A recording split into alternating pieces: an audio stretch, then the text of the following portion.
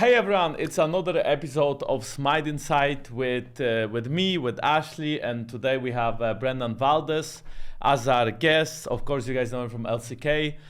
You can check out his Instagram, his Twitter, also Brendan Valdes. So hello everyone, I'm happy we got together all here together. So Valdes, what did you think about the first and finals? Yeah, first stand finals. Definitely a big topic of discussion nowadays. I think a lot of people in the community were a bit mixed on the format and the way everything was working out. But honestly, the finals turned out to be better than expected just because Karmine Corp was able to win one game, right? They were able to actually make it interesting for a moment. But then Life Esports, they kind of, hunkered down and played a little bit more serious from there, and they did win it pretty easily from there. But it was more interesting than I think a lot of people were expecting it to be. So that was definitely fun to watch, at least. And also, as an LCK commentator, was just happy to see Life Esports solidify their top at the spot. We'll see how long they can keep that for, and how long this road will go on for this incredible roster. I mean, a lot of the analysts, both from the Korean side and also on the English-speaking side, predicted Life Esports to win 3-0. And I think, in fact, it was only Emily Rand who predicted 3-1. And there was Random Flowers who predicted like 5-0 to Life Esports or something. But yeah, what did you think about the overall series more in depth? And what do you especially think about that first game, which dropped to KC? I mean, I just think, any game of League of Legends, if you let it go a little bit too far, any team can lose to any team, especially at the top. Like, Karmine Corp is still a strong team. Are they on the level of Life Esports in a best of five? As we saw, not really, because the games 2, 3, and 4 were just so one-sided. But it wasn't just them. It wasn't just Karmine Corp, right? Life did that to pretty much everybody. I don't think they have anything to feel, bad about. The fact that they were able to steal that game shows that, on a big stage with a decent amount of pressure, even if it was like a little bit less, where maybe they were also coming in and they didn't feel like, oh, they had a huge chance, there's still always going to be pressure on a final stage, especially in a game one. So the fact that they were able to turn that around and actually beat Life is really impressive, I thought. I just... from there, games 2, 3, and 4 weren't that interesting, to be honest, just because, there was some fun, draft picks and stuff like that. But at the same time, I just feel like Life kind of got the draft edge every single game, and then they got early leads every single game, so it wasn't really comebackable in a lot of it. Like, some of it was a bit close, but I don't know. From my standpoint, I kind of felt like Life were in control the whole time, so it was nice to see an upset in one game, but that's why we play best of fives, Yeah, I agree with that, and I think that game one was pretty fun. I did feel like that game KC had one of the best drafts they had for the whole series as well. I feel like it was the most playable game for them. They also had a lot of comfort picks, right? Yike, of course, very great player on all those tanks, but especially Maokai, he's so good with it, and Kana getting his Jace. I think something that I wanted to note a little bit in the series is that I feel like Kana and Zeus shared champion pool, and I think something that Hanwha realized early into the series is that if they keep on, I guess, chipping down on that Kana champion pool by Zeus blind picking the champions that he can blind pick and get away with it, it's gonna get harder and harder for KC to play the games, because I feel like they actually did rely on Kana bringing that map pressure in a lot of the games they played, not just against Hanwha, but also against other teams. And I think that since they shared champion pool, when Zeus started blind picking champions like Gnar, like Jax, I think even the last game he blind picked Camille, I feel like he was actually like getting better of Kana, or at least going even somewhat, even if the matchup itself was like difficult for him. Especially I remember the Jax GP game where technically GP is supposed to win lane, but Zeus got a tower on him when all the plays were still up. Yeah, that was rough, because Kana, I feel like, was the best performing player on KC. So when he started to crumble, I feel like the whole roster had it pretty rough already. And I don't know if I want to even mention Zeka against Vladi, because I think Vladi is I think he's like the next Caps in a way. I think, we don't need the next Caps as per se, but I feel like Vladi is really young, really talented, and he already did have amazing games against Caps in LEC. And I think in even game one, I feel like he was getting the better of Zeka when he was playing Talia. He was actually shoving him in, which the matchup requires, but then he was also roaming very well and he was very proactive on the map. But it's not something he could replicate in game 2, 3, 4, and that was very painful because Zeka was way too good. So I don't know, what do you really think?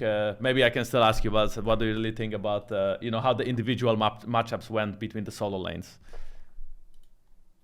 Yeah, I mean, the thing is, I think a lot of people are realizing that even at this tournament, but also during their run during the LCK Cup playoffs, where they played like so many best of fives and went to game 5, that Zeka's just really, really good now. So the fact that Vladdy was able to, play to that standard and play to that level was very impressive, I would say, at least in that one game. But Zeka is kind of a monster now. He might be.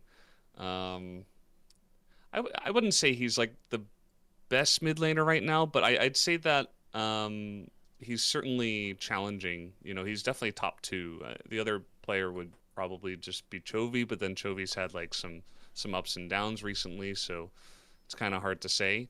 But yeah, I just think it's really impressive that Vladdy was able to do that.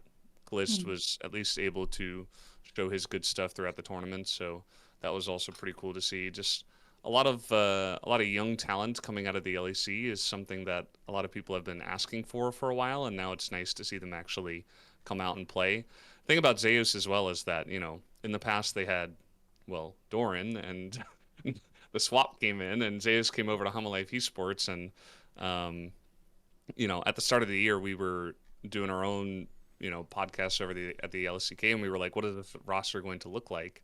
And we just thought that Life is basically a super team that's probably going to work really well, but it started off very slow for them. They got like absolutely bopped by Gen G. It wasn't even close in like a best of 3, so we were a bit worried. But now that it feels like Zeus is getting really comfortable, he can play pretty much anything. So many of the talents, like I think it was Kobe was saying over and over, Azael was saying over and over, like, this guy is the best top laner in the world. It's not really close. And I think that's pretty fair, because he was able to, at least dominate towards the end of the best of 5s in the LCK Cup, whereas, Zeka was also doing a lot of domination there. But yeah, I don't know. I need to see them against, not to take anything away from KC, but also like in a bigger tournament where there's more teams in every region. Well, like an MSI or a Worlds, right, where you have a lot more competition. And Look, Valdes, KC versus Life Esports wasn't a big enough finals. It wasn't important. I just mean, like, they need to be able to push themselves through not just a bunch of, best of 3s and then kind of make it and stomp their way through. They need to actually be challenged, I would say. Top Esports didn't really show up. KC didn't show up at first, right? So it was kind of like Life got to just do whatever they wanted, and it wasn't really much of a challenge for them. So yeah, I guess I'm just excited to see if they can continue this dominance into MSI, which obviously they get to go to now. It's super interesting for me because there is like a significant amount of population who watch their own region and international tournaments. Of course, there will be a lot of LCK like fans who don't really watch the regular LEC or LTA season, and the same for the Western and the American teams. If you only watched first stand, Life Esports looks like the best team in the world. Like, they're super dominating. In none of the games, they truly look like they were being challenged if it wasn't for some of their more interesting draft decisions, so to speak. But if you follow the LCK, it was a very, very competitive season, and other teams like Genji could have taken it if they had like a better best of 5. DK could have taken it if they suddenly didn't fall out in the last minute. Hey, T1 could have beaten Life Esports in a best of 5. So it was a very close season. Can you tell me more about that, Valdes? Because like the dominance and the gap that we're seeing from Life Esports compared to the competitiveness that we saw within the LCK team was so surprising to me, almost, so to speak. Yeah, I mean the thing about the LCK Cup playoffs is that we didn't we didn't really think Homolife was gonna go. Like we didn't No. think it was kind of like LPL, what happened with Top Esports, where they were like I think it was like seventh out of 8 teams or something in terms of seeding, and then they were able to beat like the story was they were able to Cream was able to go through all these like top mid laners like Night Scout, Rookie, etc. Oh Um, no. Then and make it through. So that was kind of yeah. surprising, but it was Mm. a bit surprising as well for us at LCK because um, I remember we talked about even the first match that Homolife had to play, and that was against T1, and we were like, I think T1's probably going to win that. I mean, at least there was definitely some discussion where it was like, okay, well T1 seems to be ramping up in the playoffs. They look very strong right now. Even Doran's playing very well. Um, but then it went to Game 5 and Homolife Esports won, and we were like, oh, okay, well Mm. Homolife seems like they're back on track. And then they went up against Gen G, and we were like, okay, well surely Gen G is one of the favorites, maybe behind DK, to win the whole thing.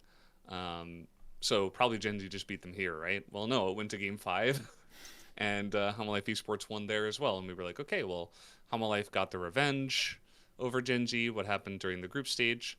And then they went up against DK, who were the tournament favorites in our mind, and that also went to Game 5. And Homolife Esports, of course, won in Game 5. And that I think was the series where we just thought Homolife was going to go, right? Because even though they had one left against Gen G, and it was very close in the finals Mm. eventually, um, and there were a lot of like there was an interesting thing because Gen G won 3-0 over DK, and DK looked very um, kind of I don't know sad, like they weren't playing well anymore, and kind of just disappeared off the face of the planet. So Gen G kind of Yeah. got this big win, and they looked extremely strong. So there were still some ifs about like, oh, is Homolife actually going to beat Gen G here? But um, yeah, after winning 3 best of 5s in Game 5, we were like, okay, Homolife's probably going to win, and they barely beat Gen G Mm. in Game 5 against them. So it was extremely close. Like any of those 4 teams that I mentioned could have easily been there, including Homolife, but DK, T1, Gen G, like it could have been a different world where T1 was there and they were also looking dominant, or where DK was there, and I think that would have been most interesting because with rookies coming in, Shu coming into the top lane and stuff like that. Um, you know, Lucid in his second season, how well could they play on an international stage, stuff like that. But never really got to see it pan out just because it felt like Homolife were just peaking at the right time. And Mm. it was really close, but they were the best team out of everyone in the LCK. They definitely proved it over 20 games, right, that they played. So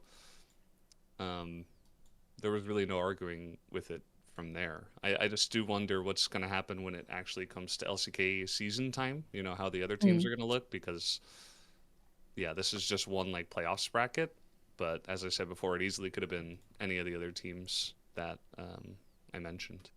So Because there were, wait, yeah. sorry, Ashi. So going with that like thought process, is it doomed for the whole world then, or? Because I'm just wondering, because you are like Because explaining how LCK was we so weren't. close and that everybody was like taking Hanwha to 5 games, and all of the BO5s were actually close. Like the games were close, I mean, sometimes it Yeah. is a fearless season where one team gets a very bad draft and then one team gets a really good draft, and then some games are stomps, but most of the games at least are close and BO5s. But then we see Hanwha going to first stand and they dominate absolutely everybody. We can say that KC got dominated even though they won one game, yes, but then the other 3 games were not even close. And now we have 4 teams or 3 teams, like probably 4 teams in total, including Hanwha from LCK, that are similar level. And then KC did 3-0 G2, and yeah, sure, maybe if they meet again, G2 did beat them some time before that. But even TES got 2-0, and they didn't look that strong. So I'm just wondering, like, does it mean that LCK is just gonna dominate completely and you guys are just taking over? Or I mean, it was like this for a while now, a little bit anyway, but Yeah, I mean, it's an interesting thought because it feels like every season, every year leading up into Worlds, a lot of people would have had, LPL as the favorites, and there was the run that T1 did where they had to beat like all these LPL teams and basically be the LPL killer, and they went on to win, and then they won again. Um, and even back then, like there were, I think one of the seasons, it was it last year where T1 they got in through the regional qualifiers, like they were the fourth Yeah. seeded team, so they weren't even like the favorites from the region. But that's the way it goes sometimes. I mean, once it comes down to like playoff, or rather like international tournament time, where it's like there were times where LPL teams like FPX, we were like, oh, they're the big favorites. Stoneby's looking so good, and then they just fall flat on their face and lose like in group stage, and it's very embarrassing. JDG, JDG, yeah, yeah, or Genji many times. Oh, I feel yeah, bad. yeah. How many times is Genji gonna do that? Oh Um, no. but it always was like T1 coming out on top. This really feels like, especially with the Zeus move to Hama Life, that LCK has become a bit more Competitive? competitive, but also with Hama Life potentially as an easy number one. Because you remember last year summer finals, it was Hama Life versus Gen G, and only Ox, only Dan was the one who predicted Hama Life to win, and they won 3-2 there as well. So it's it's always been extremely competitive in the LCK. To answer your question about like, is the whole world doomed? I think that the more competitive it gets in the LCK, just the better all these top four, top five teams are going to get. And with top esports destroying their bracket and then also looking extremely weak, if LPL kind of falls off, generally for the last however so many years since the G2 era, um, it has been, LCK LPL dominated. But if LPL falls away and they lose some strength, I do worry that maybe it's like, at least 3 LCK teams in semis. I mean, it's so early to say because, last year, the year before that, we could have easily been sitting here at a similar point in the year and said like, well, LCK just looks really strong. They're probably going to dominate, especially as I'm an LCK caster. I can be biased in that manner over LPL, but then it ended up actually being LPL that were the ones that were the big tournament favorites, like BLG or JDG or one of these other teams. But they didn't end up winning the world finals, even if they had, more teams at the top. So um, really, I think it might just come down to, can LPL match them? Can KC develop? Can G2 get something going? As you mentioned, they were one of the only teams to actually challenge Carmine Corp, and they actually got that win. But I don't know. I don't really know like if the LEC is ready, if the LTA is ready for this year, because Korea is We stronger don't than mention ever. LTA here, Yeah. Brendan. So This is an sorry. LEC podcast. I mean, they do exist, so I just wanted to throw them a bone, but yeah. Yeah. Um, And not but even yeah, mentioning LCP. Are you still calling them a minor region? LCP. I mean, CFL looks great until Yeah. they absolutely looked really bad for, you know, credit to Casey, I guess. But yeah, I do think that this year should be LCK dominated just because of how strong Hama Life is and how weak Top Esports looked and how weak every other team looked. So I don't know if there is hope. I think I'm not ready to say that there is yet. Okay, I think the only thing that I will maybe like step in and say, because we also mentioned slightly at the previous podcast with Sven last week, but I feel like why top looked so weak and why maybe possibly even Team Liquid did is they did just remove lane swaps before the tournament. And I feel like that rewards players like, Zek, as you. I mean, all of these lane dominant players. That being said, I think Zeus was one of the best, if not the best top player at lane swapping. I think the way he lane swapped in finals against BLG last year, like at Worlds, was like how they won so many games. But I'm just saying that even though he was so insane at it, like still he is so insane at laning This guy is just built different.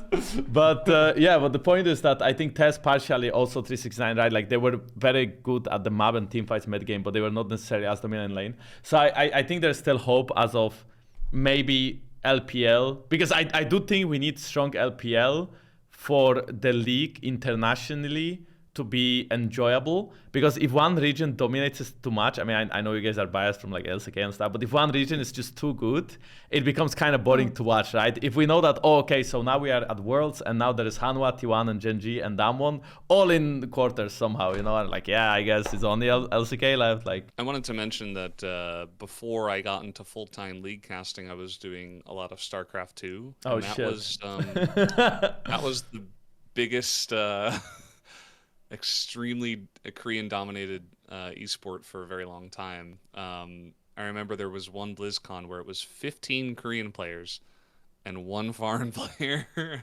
or non-Korean player, and he actually did better than expected, but he still, I think, lost in like the first, in like the group stage. So that, even though I was casting like Korean StarCraft 2 at the time, it wasn't the international tournaments weren't as interesting because it was just only Korean players, and it's fun to match the Korean players and have them play up against each other as always, and it's the top level and stuff, but there's no like region rivalry. There's no stories really outside of what you'll get from the Korean region, which, as Ashley mentioned before, not everybody watches, and they're not going to know all these teams. So if the semis are like 2 Korean teams and then the other semis are 2 Korean teams, people will just be like, maybe they'll watch T1, but at the same time, it's going to be a lot less interesting. Just speaking from experience, it's just it has its own little niche, but it's not as good as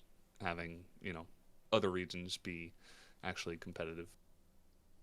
I do want to be a devil's advocate and do like a slight defense on the LPL, because we also need to talk about which team, because we only had one team per region for first stand, which team were representing their respective region. For example, with all due respect to TES, the organization as well as the individual players on it are not well known to step up when it comes to international stage or best of fives. Can I put it that way?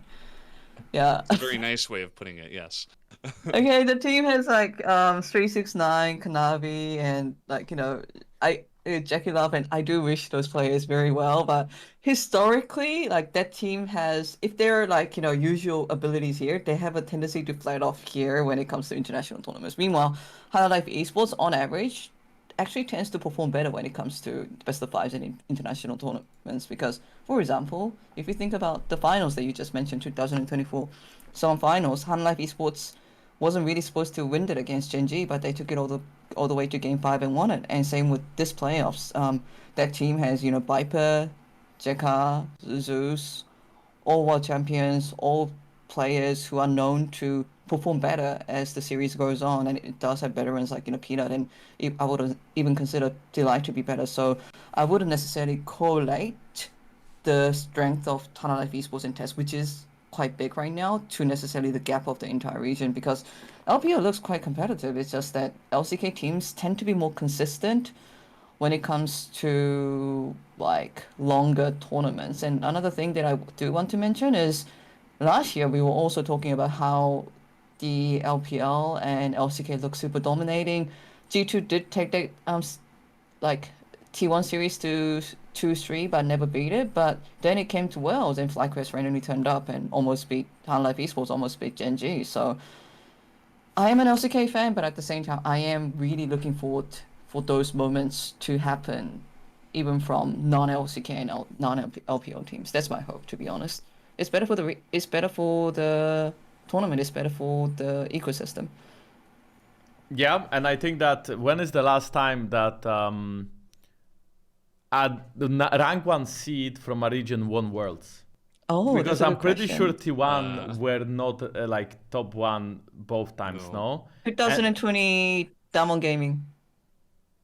Damon, yeah. I think Yeah. it is, yeah. I think Yeah. that was it, yeah. And then before that, it was FPX. FPX Was IPX #1 team from the LPL? Yes, it was, but they had like a really horrible players. No, they had a really horrible group stage, and everyone forgot about it. That's how I remember that. That's possible, yeah. So Yeah, that would be yeah. like 5 years ago at this point. If it's 2020, if we Yeah. are correct. We're old. Thanks for reminding us. No, I Yeah. mean that was Old. no, that was not. No, that was not my point. I played there back then. Okay, I'm old as well. But my point was more that #1 seed doesn't always equal like sometimes the longevity of a team, how they can perform over like a very long period of time, and how they adapt to the meta also matters. But when you go to first in tournament, there is no, you cannot really adapt because the tournament is 1 week long and you almost play every day. So like there is no adaptation, right? So I guess when it comes to Worlds MSI, when the tournaments get a little bit longer, you can also see which teams deal with tilt, deal with exhaustion, deal with adaptation, and all in all everything. So that also matters for which teams are actually gonna be on top. Also, like by the end of the day, with Fearless going on for the rest of the year, the coaching staff and their ability to draft at a high level is also very important. I think that a lot of us at LCK, we've seen what T1 can do like on international stage, and then in playoffs, even though they weren't like the #1 favorite or anything, we expected them once it came to best of 5 times to like really hunker down with their coaching staff and with their analysts. And part of the reason why I feel like they were able to win even when it wasn't Fearless is just their ability to do everything you mentioned, which is like deal with the tilt, deal with the exhaustion, just deal with being at an international tournament, because they've done it so many times that it's almost like they have the best endurance out of any team, and that's part of the reason why they make it so far and eventually win. Whereas other teams, such as Gen G, don't seem to have quite the same ability to do that. So I think it's definitely a good point, and I think with Fearless especially, it's going to be even more enhanced and highlighted just because of the coaching staff and their ability to adapt to metas and their ability to figure out Fearless before the other coaches, because this is really the first year of Fearless where everybody's going to be doing a lot of best of 5s and internationals and stuff like that. Could be part of the reason as well why the LCK teams looked so strong. Like you talked about top esports, they are known to be jokers, which unfortunately they did again. But against like some of the other teams that are also doing a lot of best of 5s and getting a lot of best of 5 practice in Fearless and stuff over at LPL and their super long playoffs, like we're doing the same thing in LCK, and I think that might just I mean, I know you guys have best of 5s as well in playoffs and stuff like that, but Not that much. not as much as Hama Life had to go through, not as much as even Gen G. Like Gen G played one best of 5 against Hama, they played one against Nongshim, they played one against DK, and then one against Hama again. So even they had 3 of those went to game 5, including the one against Nongshim, which they almost lost because, again, Fearless, and they didn't really show up on the day. So it's just a lot of practice. It's a long season, and these teams are sometimes going through an incredible grind, even in just the LCK playoffs. So they gain a lot of experience there. So we just spent like the last 15 minutes talking about the gap that like the LCK as a region seems to have with other regions just for now. Why it may be doomed for other regions just for now, even though of course we wish for otherwise. So I do want to toss a fun question to you, Brendan, and of course you can skip it if you want to, or you can try to answer it as however as you want to. We've been talking about how Life Esports was dominant, but in the LCK Cup, it looked pretty competitive. Which LCK team do you think KC can beat? Would it be Gen G? Would it be Damwon? Would it be Nongsim? Or would it be T1? So you're asking me how Let's do far it. down do we have to go? I didn't put it that way. We're theorizing, Hmm. like just so we can get like a relative perspective. So And those are fun. I like doing those. I think they could absolutely beat KT. Like, I think that's a Did you very just bring up fair the sixth statement. team? Yeah, well, no, I'm starting. I don't want to start and be like, well, they can't be this team. No, I want to start where they can. Okay, Get okay. in. So I Oh, think KT. KT were the weakest player or team in our playoffs, and they got 3-0'd by Nongshim. So I think that's a pretty easy win. I don't really think there's a lot of arguing there. You could really get into the nitty gritty, but we didn't even see much of KT in playoffs, so Mm. there's not much to go off of. I think probably their level is around Nongshim, and a lot of people will think of Nongshim as like last year's Nongshim that got, I think it was 10th place or 9th place. It's a very different team. You know, they've got Lahens, they have Kingen, right? Some recognizable names, and they have some young talent that's actually looking better and better. So um, I feel like in a way, interestingly, it's kind of like their roster has similarities to KC as well. Um, and Nongshim were a pretty good team. Like they brought Gen G to 5 games. I think that KC on a good day could do that as well. It's just um, the top of LCK. Like every region, you know, we make jokes about like 1 team region or 0 team region or 2 team region or whatever. Um, but the LCK is very top heavy. I feel like in this league or in this year specifically. In the past, it's been like a lot of oh well, Gen G's just gonna win it all, or like Yeah. oh T1's the best team, or Yeah. etc. But now it's like we've got Halma and Gen G who seem to be very close. DK is extremely close to them. Yeah. So that's the top three. T1, they're also very strong even without Zeus. So it's hard to put KC above them, especially just because Halma like almost lost to all of those teams that I mentioned, right? So with how well Halma were able to play against KC, I Mm. can't really, in good conscience, put KC above them. But I would say that probably around the level of Nongshim, and that's, I feel like, pretty good. That's like the top half, like between fourth and fifth place in the LCK. You know, I'm not saying they're gonna come over and win LCK. I think that's unreasonable, but um, I think they could slot in and be a strong team for sure. I'm not gonna say like they wouldn't beat DRX. I think that's ridiculous. Like I don't think we have to go that far. What do you think, Marcin, about Yeah, I this mean, prediction? I haven't watched LCK as closely this year, right? But I did watch the playoffs, and it did seem to me that yeah, LCK is a top heavy team when it comes to, or not team but region, right? Like all of the top 4 teams were looking very very strong. I also think, considering how dominant Hanwha was in game 2, 3, 4, to put them above Gen G, Hanwha, DK, or even T1, since T1 was like, I mean, T1 lost to Hanwha, right? And these games were Yeah. ultra close, and that's how T1, I guess, got kicked out, and they couldn't really show up because of it. Like they couldn't go further. We don't know how like what was their ceiling in the end, right? If like what would happen if they were to play against Genji or Damon or D plus. I mean, yeah. I mean, I kind of want to. I'm biased towards KC in a way because they are from Europe, and I want Yeah. LAC to be back. Maybe not on the top yet because I think that's gonna take a little bit longer than one tournament. But I want Mm. this year to be better than the last 3-4 years, because I think the last time Europe was relevant was like the G2 roster of 2020, and then ever since 2021, 2, 3, 4, all of these 4 years, I feel like Europe just didn't really show up at Worlds. I guess we did have some decent performances from G2 at MSI. MSI was always like a tournament where G2 would actually take BO3s, BO5s out of either LCK or LPL teams, but at Worlds at least, we will always fall short. I think we never made quarters, and then if we did, we would just get 3-0 swiped. FlyQuest did manage to have good quarters last year, but that's LTA/LCS.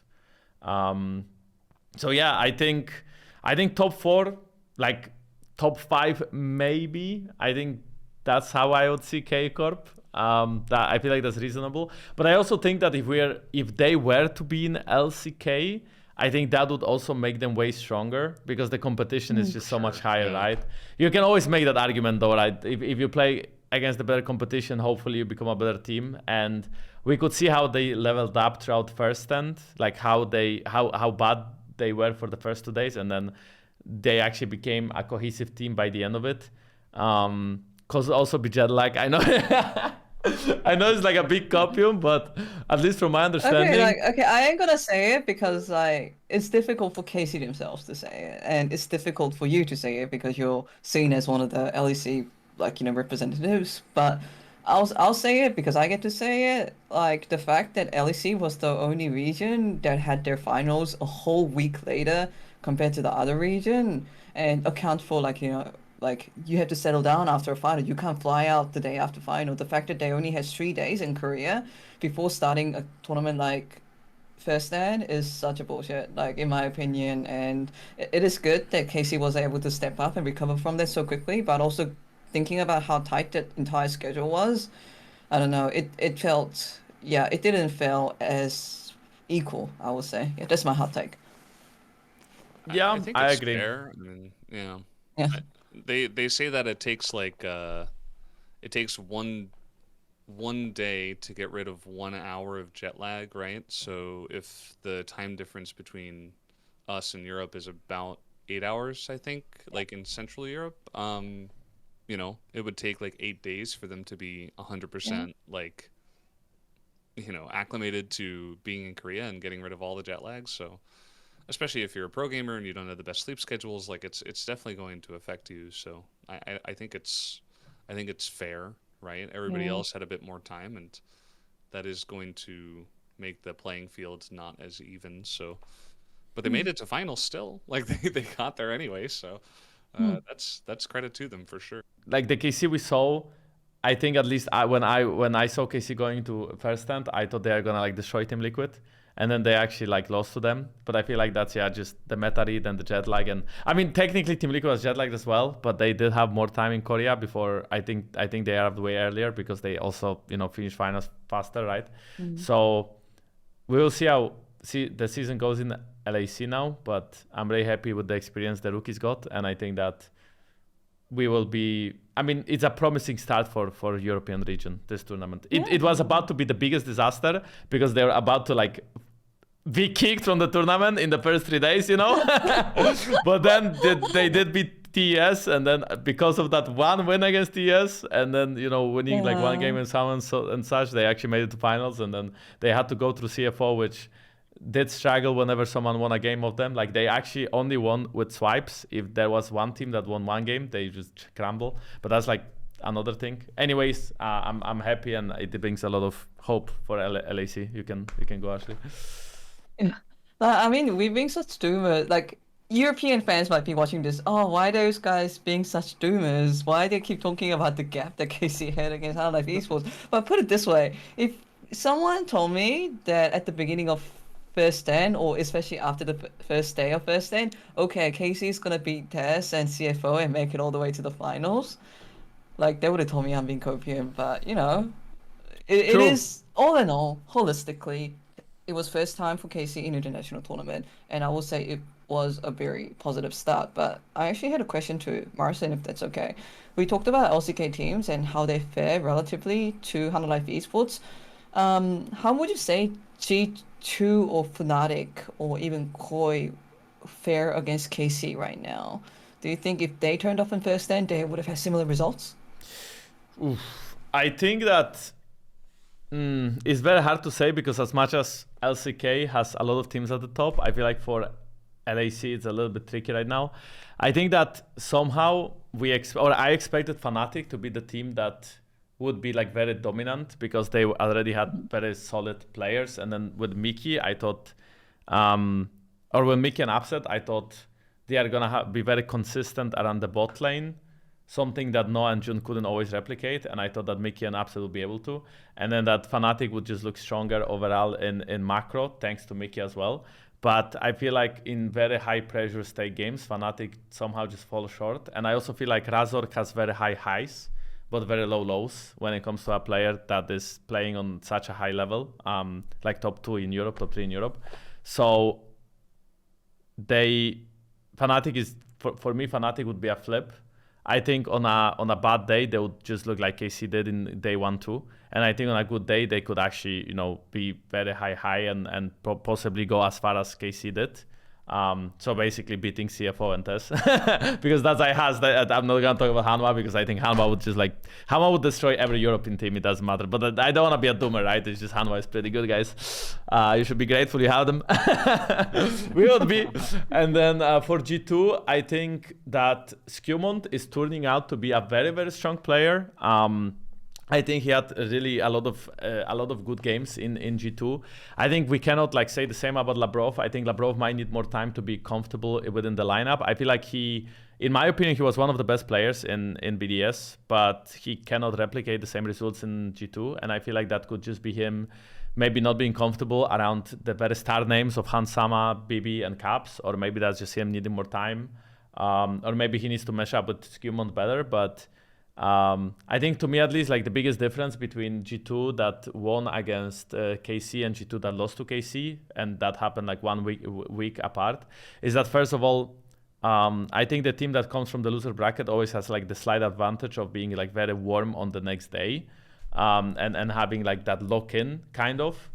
But the other thing is that I feel like KC had a really, really good draft understanding, and I think the drafts were not even close. I think the finals between G2 and KC were just decided purely from draft.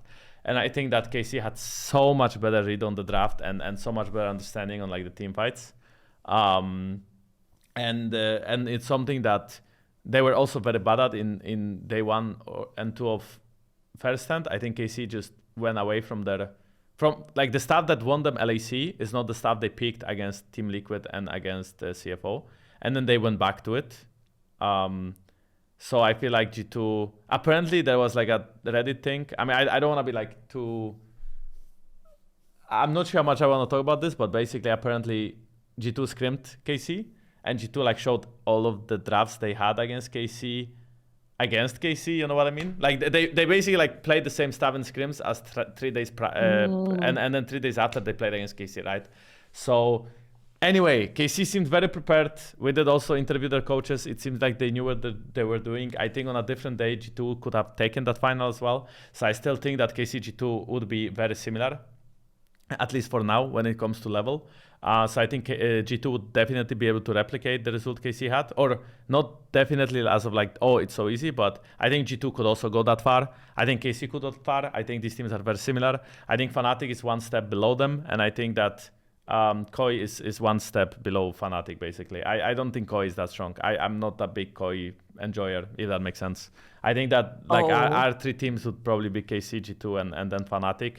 And I do think in Koi on a good day and a bad, but like I think Koi as well, like sometimes Jojo Pyun looks like a very solid mid laner, and then sometimes he doesn't. And then I still think that they are getting caught so much, and they are letting the leads go that they shouldn't let go of. Like they were games where they were very ahead and they would lose for no reason. So yeah, I'm not a big Koi fan, but I think our top 3 teams can be strong this year, hopefully, if Fnatic get their shit together and G2 keeps on developing, and same as KC. Like you said, you know, you never know which seed is actually going to perform. So might not be KC. Maybe it's Fnatic this time. Maybe it's G2, or you know, maybe it's T1 again in the LCK's situation. So I think that's all very fair what you said, especially with G2 and KC. Like I watched those finals as well, and the drafts were just pretty they were pretty rough, especially after doing all the LCK best of fives, and I was just like, man, some of these choices from G2 were just not it, in my opinion. So it's going to be interesting to see how they level up over the course, because it might be G2 that's spearheading the LAC again. I mean, obviously it'll be more than just one team, but it should be those 2, I guess, at the top. They will lead us. They will lead us to victory. Yeah. This is a random question to you, Brandon, but do you have a favorite team in the LEC? The reason I asked this, another reason, one of the reasons is I'm genuinely curious, and the second reason is I have to explain it to LEC people again and again just how much prestige G2 has back in LCK. Like, I don't think Korean fans or anyone related to LCK ever forgot the fact that they beat SKT and so on. So we still talk about them. Do you have any favorite team in the LEC? I mean, there's not really a specific team that stands out. I think I was cheering for Kana for a while, right? And he's on KC, obviously, so maybe it's them, but not specifically because it's their team, but more so just because of the player. I think a lot of us, if you ask like Chronicler as well, he would choose like whatever team has the most, Challenger Korea players on it and stuff like that. Um, I mean, I would say that G2 has a ton of respect. Like, you're definitely very right in that fact. Everybody here has seen what they've done on the international stage time and time again, and they were like kind of the highlight of the LEC glory days internationally. So that is for sure. But I wouldn't call them like my favorite personally, just Yeah, because of yeah, of that. course. Like, they're Yeah. definitely very strong in our minds, and they always show up against Korean teams. Like, Mm. so they garner a lot of respect. But yeah, it's probably just like individual Korean players that I think didn't really get a fair shake when they were in Korea and they went over, or even before they went to Korea. So for me, it was mostly like Kana, checking in and seeing how he was doing, Mm. and especially when he was on the 10th place team, I felt really bad for him. But yeah, it's nice that it turned around. So I guess it's K Corp. If I had to choose one. Yeah. I mean, we become like, biased for the players that we watch or we cast, and Hmm. I know that LEC doesn't have as many Korean imports that compared to they used to a few years ago, but still there are a lot of top players like, Noah and June, that bot duo is still going strong, and Ice, he often seems like the best player on BDS, and yeah, so other players, spreading the wings in the other side of the globe, Yeah. so to speak. Yeah. Okay, so slowly closing up this podcast, and if that is okay, because we also have like one LEC representative and one LCK representative here, what is you guys' hot take for the rest of 2025? And if you do answer that, I'll also answer it. Can you start? Wanna go, Rosie? Yeah, you go first. So I'll only mention this because this is a hot take I had at the very beginning of the year. Hana Live Esports doing so well, like falters my fate just slightly, but I'm gonna keep on with it. I think DK could win Wells. Like based on what I saw, like I always rated Lucius super high, and like Showmaker as a player almost seems like night and day depending on how good he feels about his own play. He's one of those players, you know what I mean? Mhm. And Beryl coming back to the team and him having like a really good synergy and the team atmosphere looks good and Showmaker feels like he is once again at the form of 2020 and 2021, and that was when he was winning every single thing except for that one Worlds final. So yeah, I'm gonna go with my hot take because it's supposed to be hard, and I'll go with DK with Worlds. Maybe I'm slightly biased. Just a little bit. Yeah. Oh, okay. It's a hot Um, take. It's not like a prediction, it's a yeah. hot take. So everything we discussed today, I feel like, is definitely leading towards, um, you know, it has to be a hot take, but it can't be like so unrealistic. Like, I'm not gonna say like, okay, uh, LCP is winning it all. Like, here comes CFO, they're gonna win Worlds. Um, I'm gonna say that I think T1 will make Worlds finals again. Is that hot enough? Oh, well, like Because in a way it does in like a rational sense, but in terms of like the supernatural forces once again being back in play, it Mhm. almost feels like roses are red kind of like, Yeah, take. exactly. It's like a hot Yeah. take that maybe it's not hot enough because it's like, oh, T1 Yeah. making worlds or winning worlds, like that makes sense. But I think it I would be think interesting if that, it justify, you know what I mean? yeah, I think rationally, reasonably, their roster has taken a hit by losing Zeus, and I think a lot of people would say, okay, well, this is the year. Surely this is the year where they don't perform well for one reason or another. Maybe there's also Guma and Smash, where there's like all the fighting with the fans, and the fans are going back and forth, and they want to see Guma play, but Smash is performing really well, so it's like the org is just going to do whatever's best for the team, right? Um, but I just feel like when you look at a lot of the LCK, the obvious takes would be like Hamalei for Genji winning it all, or DK even. Um, but T1 is kind of like the team from the outside looking in now, but I just feel like they have taken a big hit to their roster, but they're still going to make it to Worlds Finals. I feel like it would be too hot of a take to say they would win it. You know what I mean? But I still feel like it's a hot take to say that they're going to make it to the finals and maybe lose to DK there. Just because, you know, they don't quite have the same level of talent. Smash is also a rookie if they're like swapping him with Guma, you know. I just feel like a lot of people this year won't give them any credit, and they'll be like, okay, surely this is the year where they don't do nearly as much, but I just think that they might just do it again. I don't think they're gonna win, but I think they could definitely make it. Like, this is a side observation I had, but I'm surprised how well Doran fits into that roster.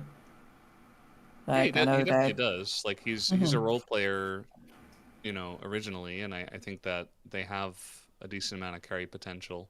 It's just you know, especially in this meta with no lane swaps, like Zeus is kind of the guy right now. So it's always going to be a comparison when Zeus was on the roster for so long, unfortunately. I mean, I do think that Doran, I do agree. I think he has played pretty well, and he fits in really well with the squad. So that's good to see, at least. Marcin, it's I'm now a your very turn. like big Faker fan, so I like that hot take. I want Faker to do as well as possible. So till Faker stays with T1, you know, till he's an active player, I will be his. If it's the KC you versus know, T1 Worlds Final, who would you support? Oh my God, you can't ask me that. You cannot ask me that question. I was Oh, going for it. I mean, you were talking about how big of a KC supporter you were throughout this entire podcast, and we all know that yeah, you're okay, a but big KC Faker is fan. like from Europe, right? So I support KC because Oh, you I have like to, their you have to answer that. players. Yeah, of course, Okay, yeah. okay. I'd support LAC just because we did so shitty in the last couple of years. So I feel like if we were in the final, that would be such a huge thing for the league to win, and we never won besides season 1, right? So Faker already has 5 trophies. Like he can, you know, he could possibly like give up one of them for Europe so that we can be happy as well, and then he would still be in the finals. You know, it would be sad for him, but happy for the region of Europe. So I would support LAC. But yeah, Faker is gonna have his 30th birthday next year.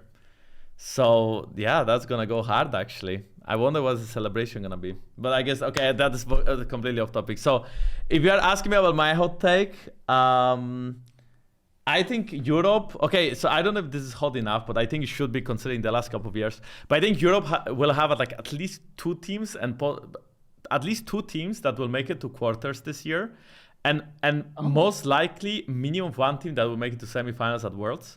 I think that G2 and KC are gonna push each other, and I think that's gonna push the whole region. And I feel like already last year and 2 years ago we were a little bit unlucky. I mean, I'm gonna be honest, we were a little bit unlucky in the drawing stage of Worlds.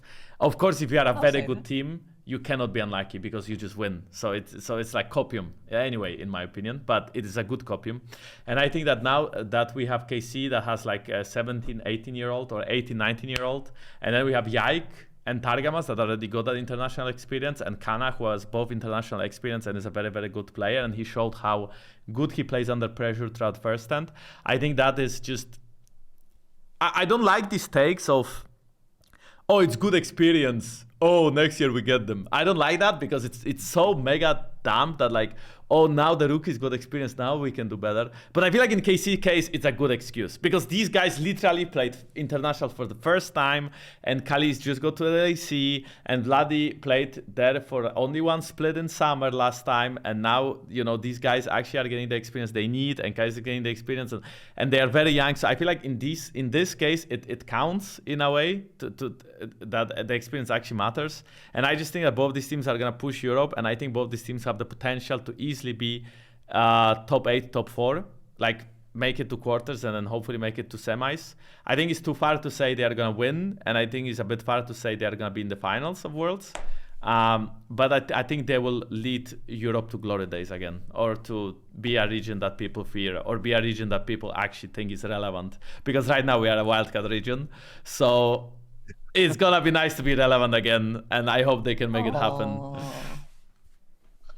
Random question. If you could give one, okay, I know that I bring it up again and again, but this is again from an LCK perspective, and LCK always has like a high respect on G2 2019 to 2020. If you could give one advice to KC players, what would it be, Jankos? Um, okay, this is a hard question. Well, I think it's something they already do, but I think I know. Okay, it sounds very cheesy and it's very like simple, but I think enjoying the process is very important. And this is just when the players mesh well with each other, and they like to spend time in a similar fashion, be it staying in the office grinding solo queue, be it watching anime, be it watching movies, be it eating ice cream at 11 p.m. before an important game where you like spend time together and you talk and you like mash well together. I feel it's so like your peak is gonna be so much higher when you are enjoying the time on the way and you are actually like having fun while competing. I think there's some teams that they can be good, but long term, especially for like the whole year, if they are not really enjoying the process and they are not having fun slash are there to like try hard and do the job, if that makes sense, they can very easily fall short because they will not support each other as much as they can throughout like these very important moments. And I think it makes a big difference when players talk to each other and when they only are co-workers. I think it really makes a big difference. So looking at how KC players talk in interviews and how they treat each other, it to me seems like they are becoming five friends. Especially so all of these pictures where like Kana was sitting on Vladi.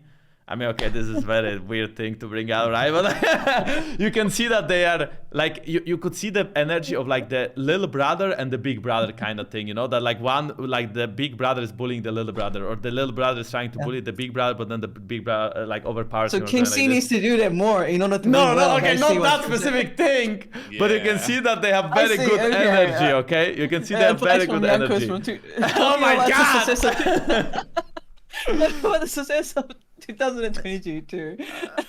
So yes, we had similar energy in G2 back then, and I feel like if KC can see. replicate similar energy, and you can see they are enjoying this and they are spending time with each other in like positive way, and they are having like these inner jokes within themselves, I feel like it's a good thing, and I think that's gonna make their like all of this applies to just burnout, like if you are like having fun and you are doing this and you are treating each other as friends, your burnout is not gonna be visible. But imagine KC makes it to MSI, to the EWC, to Worlds, then they make it like all the way to playoffs every single time. That's a long ass year, like it's very easy to at some point be like, oh shit, I'm so tired. How can I keep on grinding solo queue? How can I keep on being very chill like how can I keep on having good mentality in team reviews when we are losing, because times are not always pretty, sometimes you lose, right? So I feel like all of this is just gonna help so much, and I think that KC, from talking to their coaches on this podcast as well, I think they have a good mentality, they have good preparation, and I think it seems like they found players that actually have very similar energy. So yeah, there was supposed to be an advice, but I just felt like I went on a rant, so I hope that was in a way advice. Oh yeah. Yeah. What do you think, Brandon, about this subject? I think it's very true. I think it's really good advice because especially from the LCK perspective, a lot of the teams take it very seriously and they don't have a lot of time to have fun as a team. I feel like whatever team Lahens has been on in the past, he's done a really good job of keeping things very light and at least publicly from what we can see. And those teams have always had a lot of domestic success, at least, even, when they're playing pretty much everything, like when he was with Genji and they were winning pretty much everything. I think, once it got to crunch time and then it got really serious, maybe he wasn't able to control the vibe as much and things kind of fell off. But it's crazy. Everybody loves to talk about the game itself and the mechanics of it, but like the whole backstory of like how you're getting along with your teammates, where's your mental at, even stuff like, did you sleep well? Are you feeling sick? That's all going to affect your game. And it's very important to be very much in the right mindset to actually play well. because we've even as laymen, even as non-pro gamers, we've all been tilted at games, and we know how that can affect your gameplay for the worse. So just imagine it on like the biggest stage with the pros, as Jankos probably knows, like it's going to have a huge effect on the way it all plays out and how you affect your teammates as well.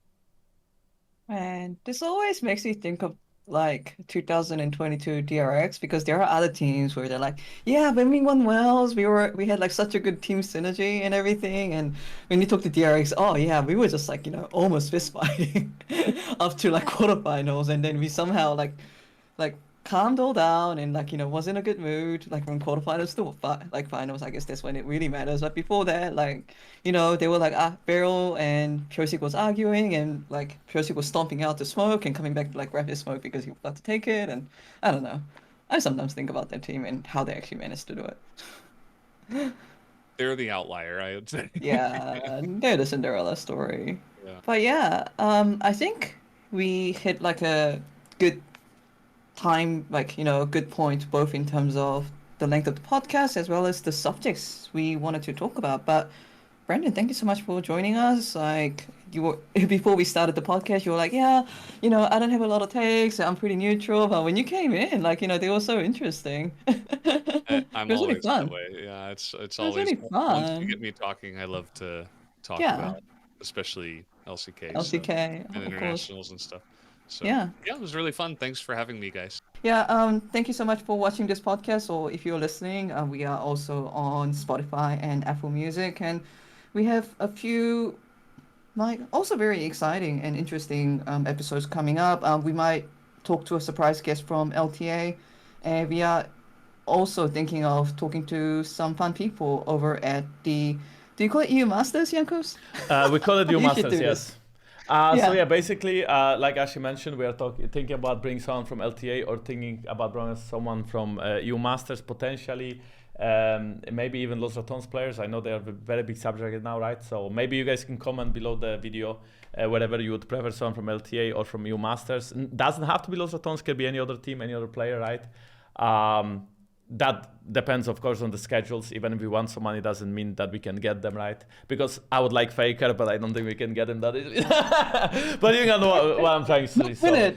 again, Next episode, Smart and Insight. Yeah. Faker as a guest. So thank you very much to everybody who is still tuning in, watching and listening. Thank you again, Valdes. Thank you, Ashi, for today's episode. And I suppose we had a good time, so thank you. And I guess we'll end with that note.